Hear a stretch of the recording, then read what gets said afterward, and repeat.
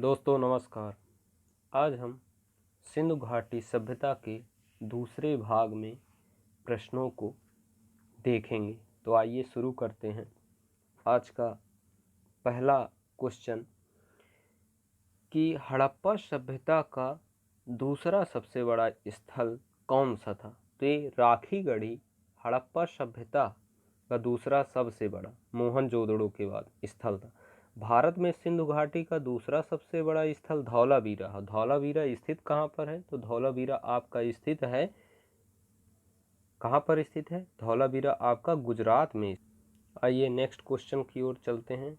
तो next question है आपका, स्थापित सिंधु घाटी सभ्यता जिन दो नदियों पर बसी थी वे थीं।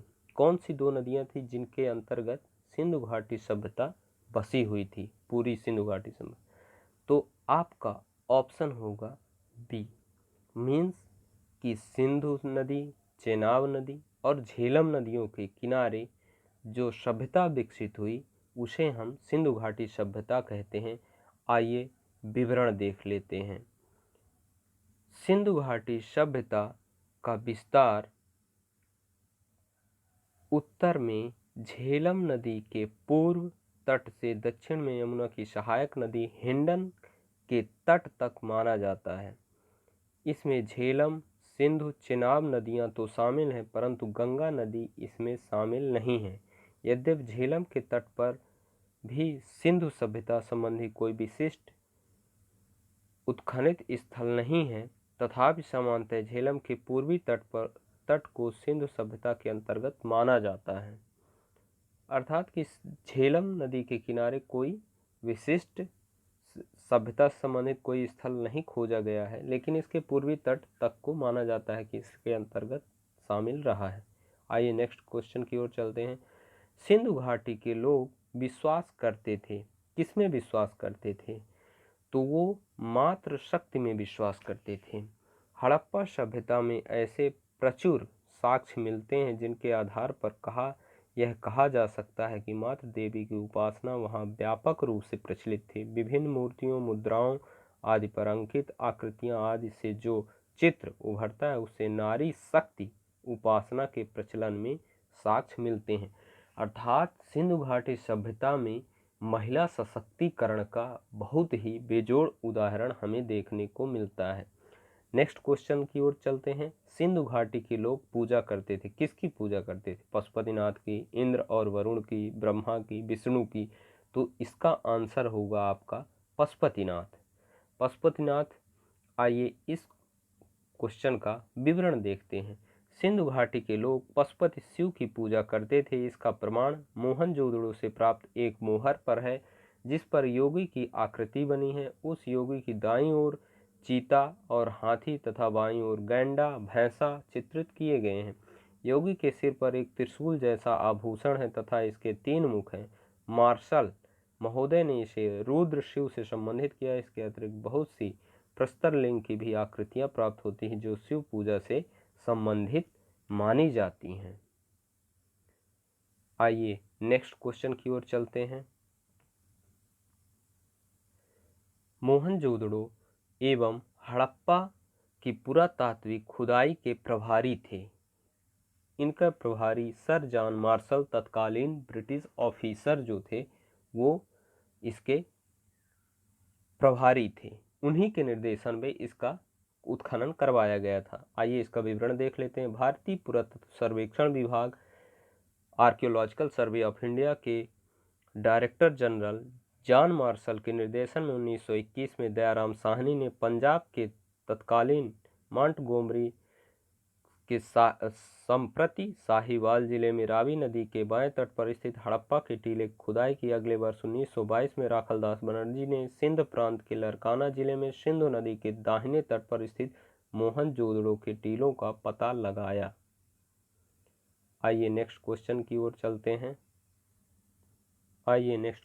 चलते हैं।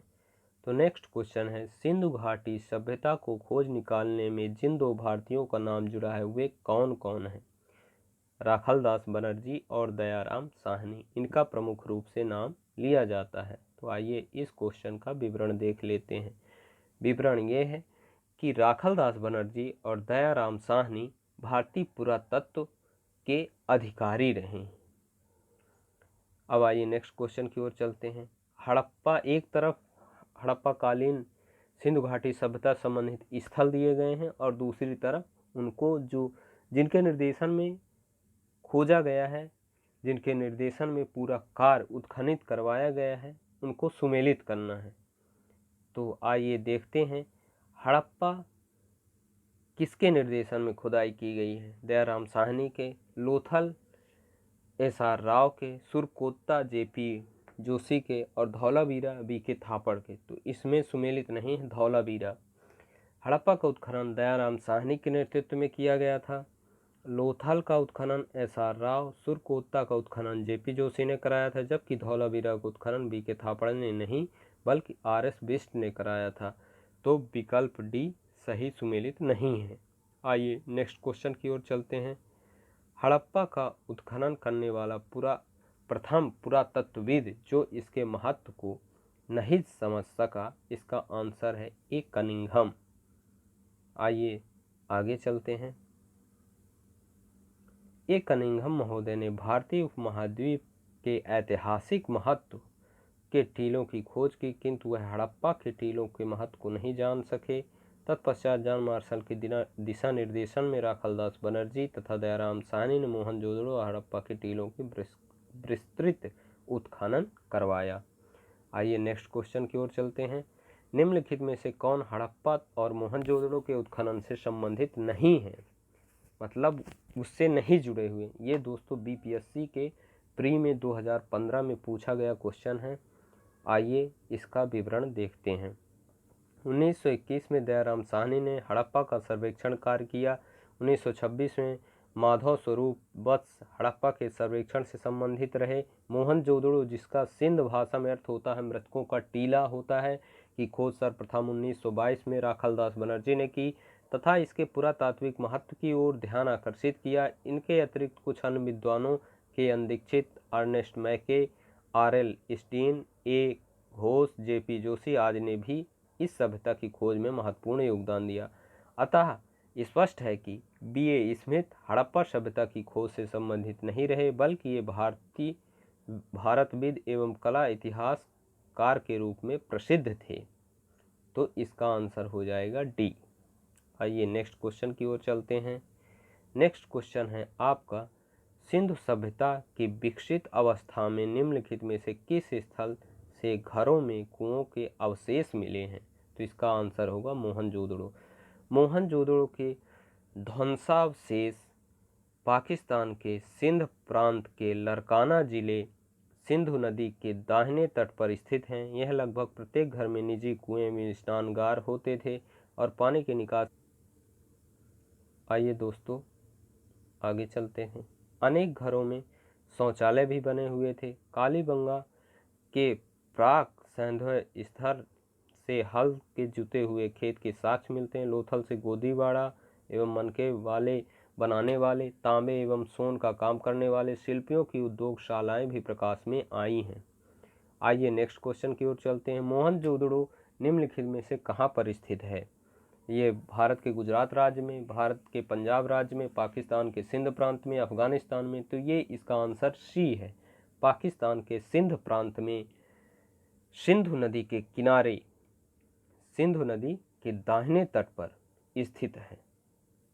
आइए नेक्स्ट क्वेश्चन की ओर चलते हैं। आपका नेक्स्ट क्वेश्चन है, भारत में निम्नलिखित के आने के का सही कालानुक्रम क्या है। सही कालानुक्रम मतलब पहला क्या आए, पहले कौन सी चीज़ें आई, किनका हम उपयोग करना सीखे। तो सोने के सिक्के आए, आहत मुद्रा चांदी के सिक्के आए, लोहे का हाल आया, नगर संस्कृति, ये किस प्रकार आए। तो पहला है नगर संस्कृति। अब नगर संस्कृति क्यों कहेंगे, क्योंकि जो हड़प्पा सभ्यता थी वो नगरीय सभ्यता थी, इसलिए नगर संस्कृति का विकास हुआ। आइए इसका विवरण देखते हैं। इसका आंसर हो जाएगा D। भारत में सबसे प्राचीन सभ्यता हड़प्पा सभ्यता अपनी नगर नियोजन के लिए विख्यात थी। हड़प्पा सभ्यता की नगर नियोजन के आधार पर सामग्री मोहनजोदड़ो, हड़प्पा, चाहुंदड़ो, कालीबंगन, लोथल, सुरकोतता, बनावाली से प्राप्त हुए हैं।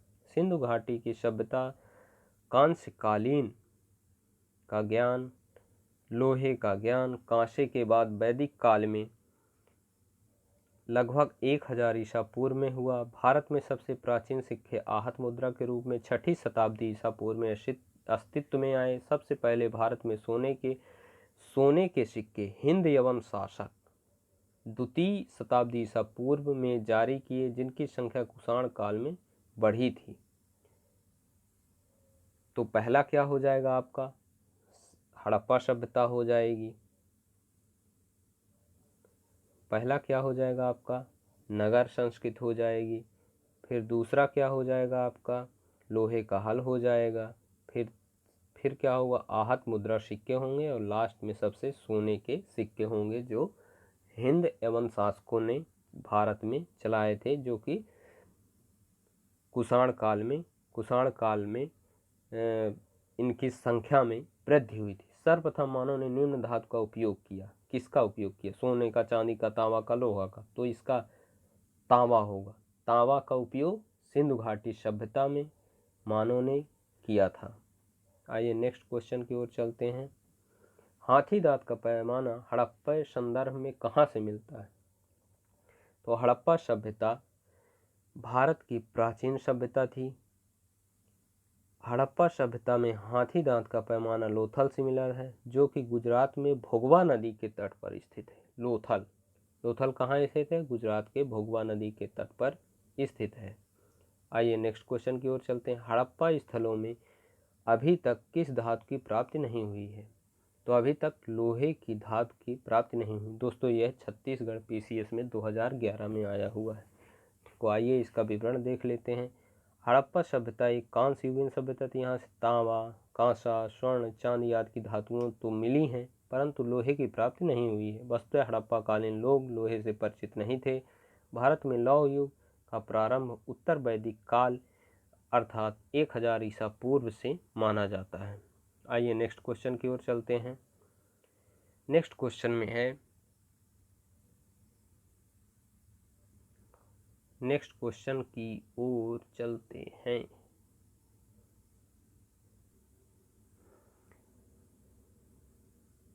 आइए नेक्स्ट क्वेश्चन की ओर चलते हैं। निम्न में से कौन सा स्थल घग्गर उसकी सहायक नदियों की घाटी में स्थित है? घग्गर और उसकी सहायक नदियों के किनारे स्थित है। तो इसका आंसर हो जाएगा बनावली। अब बनावली कौन से राज्य में स्थित है और उस राज्य के किस जिले में स्थित है? तो इसका आंसर, इसका विवरण देखते हैं। हरियाणा में स्थित बनावली नामक हड़प्पा स्थल घग्गर एवं उसकी सहायक नदियों की घाटी में स्थित है। आइए नेक्स्ट क्वेश्चन की ओर चलते हैं। निम्नलिखित कथनों पर विचार कीजिए, नीचे दिए गए कोड से सही उत्तर चुनिए। मोहनजोदड़ो, हड़प्पा, रोपड़ एवं काली सिंधु घाटी सभ्यता के प्रमुख स्थल हैं। हड़प्पा के लोगों ने सड़कों एवं नालियों के जाल के साथ नियोजित शहरों का विकास किया। हड़प्पा के लोगों को धातुओं के उपयोग का पता नहीं था। इनमें कौन से कथन थे? दोस्तों, यह क्वेश्चन MPPCS 2008 में आया है। इसको बहुत ध्यान से पढ़िए। एक बार फिर से मैं क्वेश्चनों पर पढ़ देता हूँ। मोहनजोदड़ो, हड़प्पा, रोपड़, कालीबंगा सिंधु घाटी सभ्यता के प्रमुख स्थल हैं। पहला स्टेटमेंट। सेकंड स्टेटमेंट, हड़प्पा के लोगों ने सड़कों, नालियों के जाल के साथ नियोजित शहरों का विकास किया है। इसके बाद हड़प्पा के लोगों को धातुओं के उपयोग का पता नहीं था। तो इसमें कौन से स्टेटमेंट सही होंगे और कौन से गलत होंगे? तो हड़प्पा के लोगों को धातुओं का उपयोग का पता क्यों नहीं था? धातुओं के उपयोग का पता, केवल उसमें लोहे से परिचित नहीं थे। उसके साक्ष्य, लोहे के साक्ष्य नहीं मिले, बाकी चांदी, सोना, तांबे के उपयोग के साक्ष्य मिले हैं। तो तीसरा स्टेटमेंट गलत हो जाएगा और तीसरा स्टेटमेंट गलत होगा तो ये भी गलत हो जाएगा, ये भी गलत हो जाएगा, ये भी गलत हो जाएगा। तो हमारा आंसर ये सही हो जाएगा। तो आइए इसका विवरण देख लेते हैं। हड़प्पा, मोहनजोदड़ो, रोपड़, लोथल, कालीबंगा सिंधु घाटी सभ्यता के प्रमुख स्थल हैं। सैंधव सभ्यता में सड़कें एक दूसरे को समकोण पर काटती थी। सड़कों के दोनों किनारों पर पक्की नालियां बनाई जाती थी, जिन्हें बड़ी ईंटों और अथवा पत्थर के टुकड़ों से ढका जाता था। इस समय सोने तथा चांदी के आभूषण बनाए जाते थे। तांबे के साथ टिन मिलाकर कांसा तैयार किया जाता था। आइए नेक्स्ट क्वेश्चन की ओर चलते हैं। मोहनजोदड़ो तथा हड़प्पा नगर अब विलुप्त हो गए हैं। कथन है और कारण है वह खुदाई के दौरान प्रकट हुए थे। उपयुक्त संदर्भ में निम्न में से कौन सा सही है? ये कथन कारण के क्वेश्चन दोस्तों थोड़ा सा टफ हो जाते हैं, लेकिन आइए इसका विवरण देखते हैं। अर्थात इसका जो आंसर होगा तो दोनों सही, किंतु जो कारण है वह कथन का स्पष्टीकरण नहीं देता है। अर्थात मोहनजोदड़ो हड़प्पा नगर अब विलुप्त हो चुके हैं वर्तमान समय में, वह खुदाई के दौरान प्रकट हुए थे, लेकिन इसका स्पष्टीकरण नहीं देते हैं। स्पष्टीकरण का मतलब ये होता है कि वो विलुप्त हुए तो क्यों विलुप्त हुए, तब फिर माना जाएगा कि हाँ इसका स्पष्टीकरण सही है। आइए इसके देख लेते हैं विवरण क्या दिया गया है। तो विवरण है मोहनजोदड़ो वर्तमान पाकिस्तान के सिंध प्रांत के लरकाना जिले में सिंधु नदी के दाएं तट पर तथा हड़प्पा वर्तमान पाकिस्तान के पंजाब प्रांत में साहिवाल मांटगोमरी जिले में रावी नदी के बाएं तट पर। नगर सैंधव सभ्यता के दो प्रमुख नगर थे जिनकी खोज उत्खनन के दौरान क्रमशः राखलदास बनर्जी दयाराम साहनी ने की। वर्तमान में ये नगर मत प्राय या विलुप्त की स्थिति में है। इस प्रकार कथन और कारण दोनों सही है, किंतु कारण कथन की सही व्याख्या नहीं कर रहा है। अब सही व्याख्या, अब यहीं पर कारण ये कथन तो ठीक है, और लेकिन कारण ये हो जाता कि वर्तमान जो स्थल हैं शहरीकरण के कारण या मानव हस्तक्षेप के कारण विलुप्त की कगार पर पहुंच रहे हैं, तो ये कारण और कथन दोनों सही हो जाते और कारण जो है कथन का सही स्पष्टीकरण देता, तो इसका आंसर यहाँ से बदल जाता। अब आइए नेक्स्ट क्वेश्चन की ओर चलते हैं। हड़प्पा संस्कृति के संदर्भ में शैलकृत स्थापत्य के प्रमाण कहाँ से मिले हैं? तो ये इसका आंसर हो जाएगा धौलावीरा। अब आइए इसका विवरण देख लेते हैं। धौलावीरा हड़प्पा सभ्यता की भारत में दूसरी सबसे बड़ी बस्ती है। भारत में सबसे बड़ी बस्ती कौन सी है? राखीगढ़ी। यह गुजरात के कच्छ के रण में अवस्थित है। इसकी खुदाई 1992 में RS बिष्ट और उनके सहयोगियों ने की। धौलावीरा से उत्खनन के परिणाम स्वरूप हड़प्पा सभ्यता की अनेक महत्वपूर्ण जानकारियां प्राप्त हुई। इन खोजों में 7 मीटर गहरा तथा 79 मीटर लंबा शैलाकृत जल कुंड प्राप्त हुआ है, वाटर बॉडी प्राप्त हुआ है, जो पत्थरों से निर्मित था। शैल का मतलब पत्थर होता है। धौलावीरा किस राज्य में स्थित? दोस्तों ये बहुत ही सरल क्वेश्चन है जो UPPCS 2010 में मेंस में आया था। दोस्तों UPPCS पहले 2018 से पहले इसके 2 GS पेपर होते थे मेंस में, जो कि मल्टीपल चॉइस वाले GS आते थे और उसमें अच्छी रैंक बन जाती थी उन क्वेश्चनों में। आइए नेक्स्ट क्वेश्चन की ओर चलते हैं। कौन सा हड़प्पा नगर 3 भागों में विभक्त था? तो इसका आंसर हो जाएगा धौलावीरा। धौलावीरा 3 भागों में विभक्त था, जो कि वर्तमान में भारत के गुजरात राज्य में कच्छ जिले में स्थित है। आइए नेक्स्ट क्वेश्चन की ओर चलते हैं। एक उन्नत जल प्रबंधन व्यवस्था का साक्ष्य प्राप्त हुआ है। कहाँ से प्राप्त हुआ है? धौलावीरा से। आइए इसका विवरण देख लेते हैं। धौलावीरा में एक विशाल जलाशय मिला है जिसका आकार 80 मीटर आप पढ़ लीजिएगा दोस्तों। धौलावीरा के निवासी एक उन्नत जल प्रबंधन व्यवस्था से परिचित थे। ये लोग बांध बनाकर जलाशयों में पानी संग्रहित करते थे, जो इस तरह प्राचीनतम साक्ष्य हैं। आइए नेक्स्ट क्वेश्चन की ओर चलते हैं। हड़प्पा स्थल सनौली के अभी हाल में उत्खननों से प्राप्त हुए हैं। क्या प्राप्त हुए? मानव शवाधान।